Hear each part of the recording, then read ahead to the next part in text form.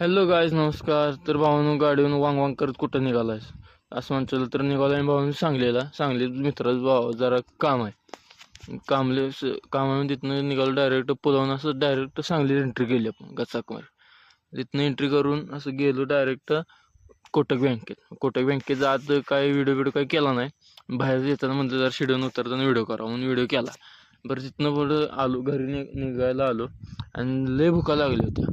भुका लागल्या म्हणून नाश्ता तिथं हरिवाड्यावाल्यापाशी थांबलो. आणि लय भुका लागल्या तर म्हणलं आता थांबलोच पाहिजे, पर्याय नाही. पण थांबलो. इथं गेले इथं वडा लगेच आला. मग ह्या मोठा वडा होता, तोंडासकडे मावत नव्हतं, एवढा मोठा वडा होता. परत वडापाव खाऊन संध्याकाळी घरला आलो. म्हणतो आमाश होती, मग गेलो डायरेक्ट बाळूमामाला.